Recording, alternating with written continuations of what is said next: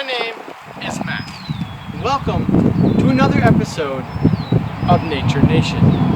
This is the final episode in the mini-series on cacti. Stick around and we're going to learn about the big one behind us.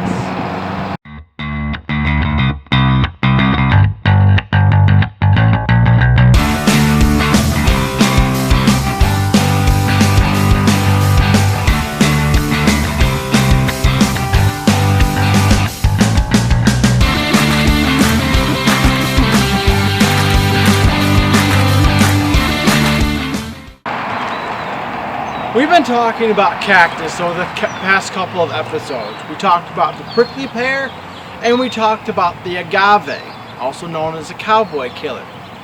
The one behind me, this is probably the most iconic cactus in the Southwest. This is the Saguaro Cactus. And as you can tell, it is rather tall. As it goes up, you can see there's a couple arms on it also, and at the top of the cactus and on top of the arms is the remnants of the flowers that were once there. Now, the saguaro is the largest cactus in the cacti family, and you can find it in a whole bunch of different varieties, shapes, and sizes. There are times where you can find them really small or even much bigger than the ones behind me. There's actually been a recorded sighting. A photographer got one with 48 arms. Now those were kind of mutated arms sticking out of everywhere. The whole point of a saguaro having cacti is that a cactus, its root system is very shallow. It goes down maybe 6 inches. There is a taproot that goes down further, but that taproot really doesn't hold the cacti like the rest of the roots do. So the reason for the arms, as I was saying, it gets rather heavy and it can begin to lean, and it will actually grow an arm in the opposite direction of where it's leaning to keep it balanced. Now yes, you may see some out there that are leaning even though they have arms.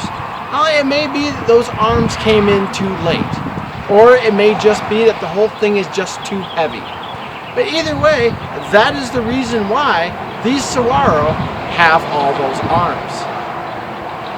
It is quite common out in the desert to find dead saguaro.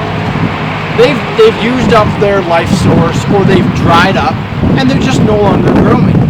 Well, at that time, you often will find holes in the side, and there will be animals that live in there. You've got owls that live in there, there are other type of birds, squirrels can live in there. It becomes a whole home to a whole bunch of new critters. As you can tell, I'm not in the desert. I'm at somebody's residence.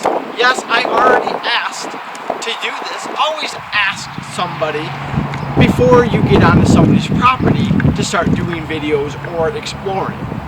So just out of respect, and you want to make sure that you're not doing something they don't want you to do. But as I said, we're not in the desert. Just to let you know that here in Arizona and the Southwest, these don't just grow in the desert. They can grow in higher elevation.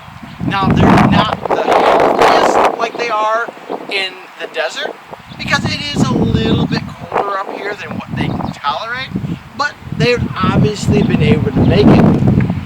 So, what have we learned? We've learned that these are the largest cacti in the cactus family. We've learned that they don't all live in the desert. There are some in higher elevations.